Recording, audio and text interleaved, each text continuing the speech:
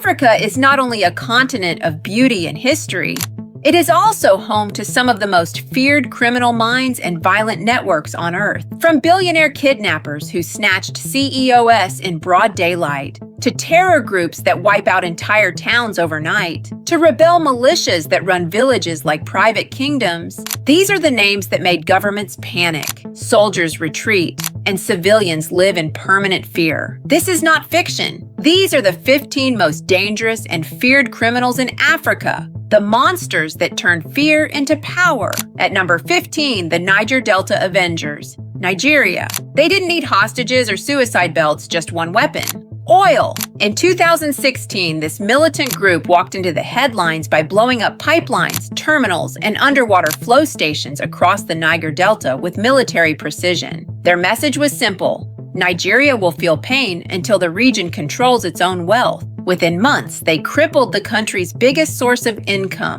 The naira crashed, foreign investors panicked, and even the military struggled to stop them. Unlike older militant groups that kidnapped and negotiated, the Avengers preferred silent sabotage. No warning, no trace, just $1 billion explosion and a statement online taking credit. Government amnesty deals, military raids, and intelligence responses tried to break them. But the fear remained. If they return full force, Nigeria's economy bleeds again. At number 14, Evan, the billionaire kidnapper, Nigeria. He dressed like a businessman, lived like an executive, but his empire was built on fear. Chukwudumemi Onwamadike, known across Nigeria as Evans, ran one of the most sophisticated kidnapping syndicates ever seen in West Africa. His network targeted CEOs, oil executives, foreign nationals, and wealthy families. Ransom demands were not in thousands, they started in millions of dollars. Victims were held in hidden safe houses across Lagos, blindfolded for weeks while families negotiated under terror. He paid his men in dollars, used multiple SIMs, switched cars daily, and studied police patterns like a strategist. For years, he outsmarted authorities, until an elite police intelligence unit finally tracked him down in 2017. But even after arrest, one truth remained clear. Evans didn't just kidnap people. He kidnapped an entire country's sense of safety.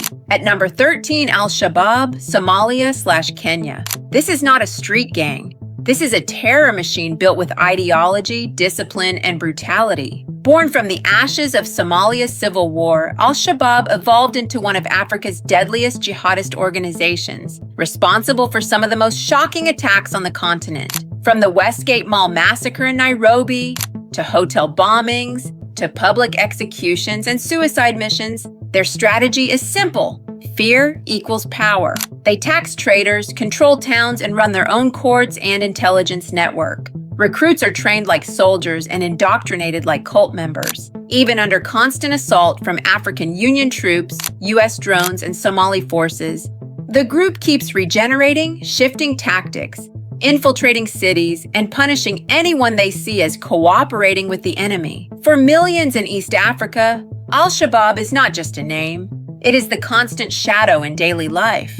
At number 12, Dawood Ibrahim, African root/South Africa hub. He is not based in Africa, but Africa is one of the arteries that keeps his empire alive. Dawood Ibrahim, India's most wanted crime lord, built a global trafficking and money laundering network that uses South Africa and parts of East Africa as key safe corridors for narcotics, fake currency, weapons, and illicit cash movements. His men move like ghosts, using shell companies, corrupt customs officials, and luxury real estate to hide operations in plain sight. From Cape Town to Durban to Nairobi, investigators have intercepted shipments tied back to his network. Interpol notices, US sanctions, and India's reward have not killed the operation. They only pushed it deeper underground. What makes him feared is not his face, it's the fact that his hand can touch African soil without him ever stepping on it. At number 11, Abubakar Shekau, Boko Haram faction, Nigeria/Lake Chad. If fear had a voice in the Lake Chad region, it was his. Abubakar Shekau, the most notorious face of Boko Haram, built a reign of terror on one philosophy: total brutality. Schools were burned, girls abducted, villages erased, soldiers executed on camera, and civilians forced to choose between death and allegiance. His speeches were not just threats, they were psychological warfare broadcast across Africa. What made Shekau different from other extremists was his obsession with absolute control. Even when other factions sought negotiations, he responded with suicide bombings and mass killings.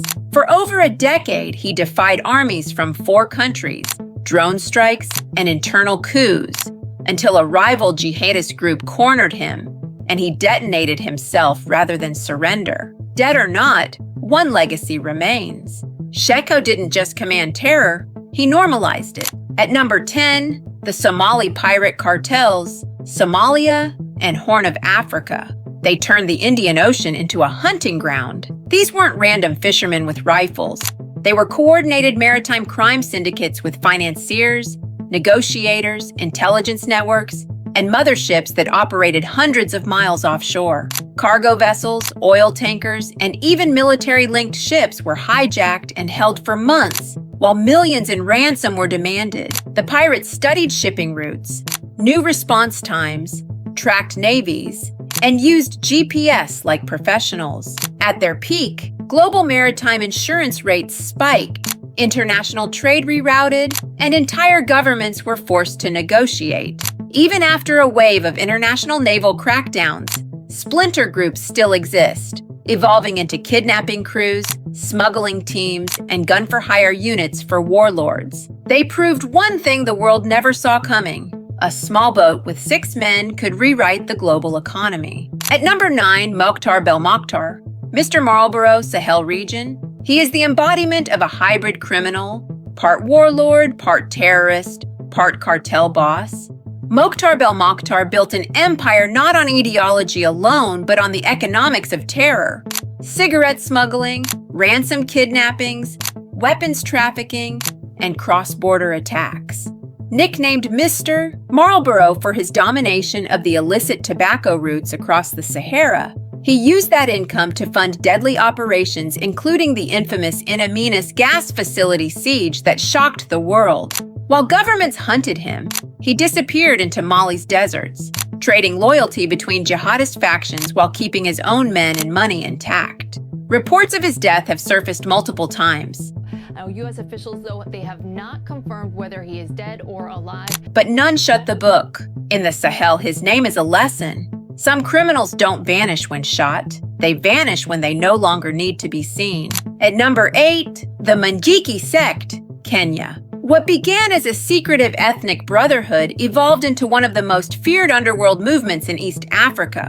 Mungiki controlled slums, transport routes, and entire neighborhoods through extortion, forced taxation, beheadings, and political violence. They infiltrated bus terminals, water supply networks, land deals, even elections. Rival gangs feared them, police avoided them, and politicians quietly used them. Their members swore oaths, shaved heads, and moved with cult-like obedience. When the government launched crackdowns and mass executions of suspects, the group didn't die. It went underground, splintered, and re-emerged through proxies. Mungiki proved something terrifying about organized crime in Africa. You don't need to rule a country to rule people. You only need to rule their fear. At number 7, Cape Town Gang Network, South Africa. In Cape Town, crime isn't random, it is syndicated. Groups like the Americans, the Firm, Hard Livings, Sexy Boys, and dozens more operate like corporate armies with soldiers, accountants, informants, and hitmen. They control drug corridors, seize housing blocks, tax street vendors, and decide who lives or dies on entire streets. Children are recruited as lookouts, assassinations are carried out in daylight, and police corruption keeps the machine running. These gangs don't just sell drugs, they govern townships where government presence is weak. They settle disputes, enforce curfews, punish betrayal, and finance politicians. Attempted crackdowns only birth splinter groups more violent than their founders. For many in Cape Flats, it's not the president or the police who rule their world. It's the gang boss 3 streets away. At number 6, Mai-Mai rebel coalitions, Democratic Republic of the Congo.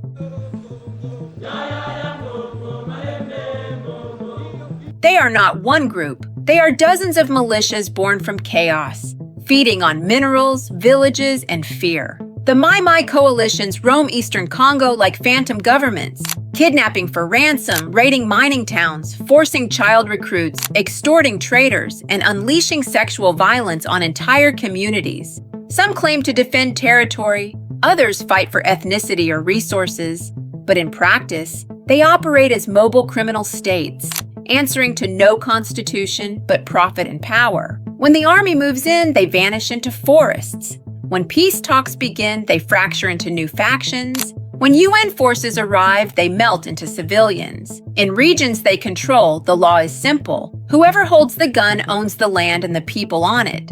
At number 5, ISWAP, Nigeria/Niger/Chad. If Boko Haram was chaos, ISWAP is an organization. Born from a split inside Boko Haram, ISWAP replaced Shekau's mindless brutality with military discipline and strategy. They collect taxes, run courts, protect markets in areas they control, then execute soldiers, ambush convoys, hit bases, and seize weapons with the precision of a trained insurgent army. Unlike other terror groups that seek attention, ISWAP prefers results over headlines, capturing territory, blackmailing local leaders, and building a long-game jihadist economy around Lake Chad.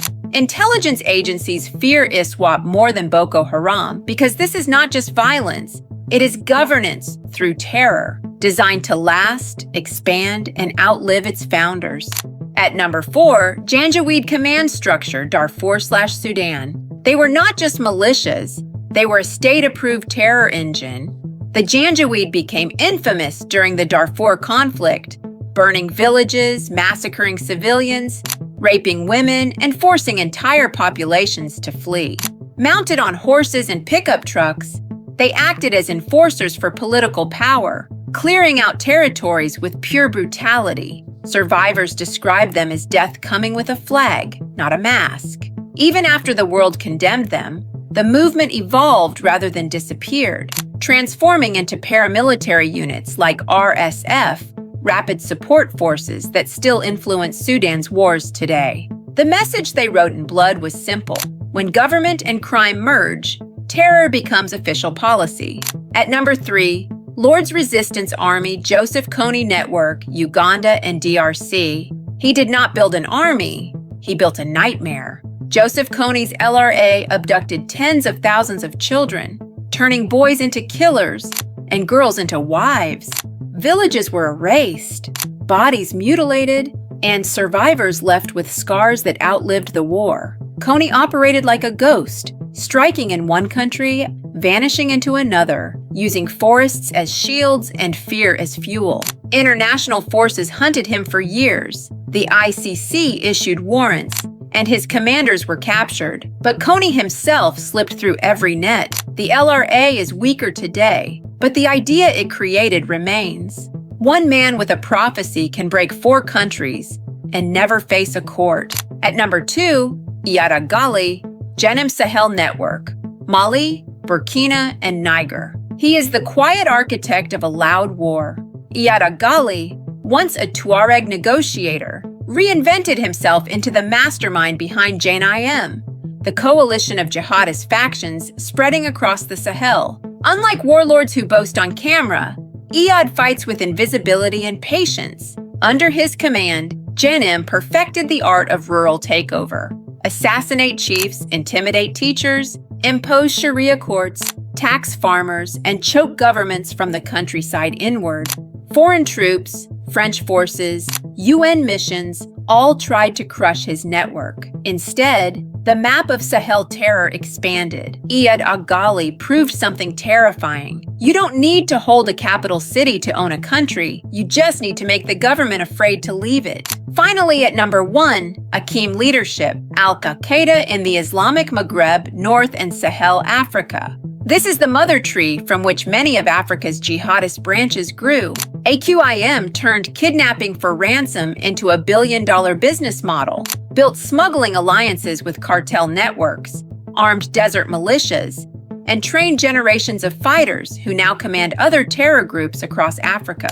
They strike convoys, bomb hotels, ambush military bases, and then melt into the Sahara where drones and armies cannot follow. Their leaders mastered the long game, not conquering cities, but bleeding nations slowly through attrition, fear, and economics. Even when key commanders were killed, the ideology and infrastructure remained, decentralized, franchised, and constantly mutating. A QIM showed the world that terrorism in Africa is not chaos. It is a structured business that funds itself with war.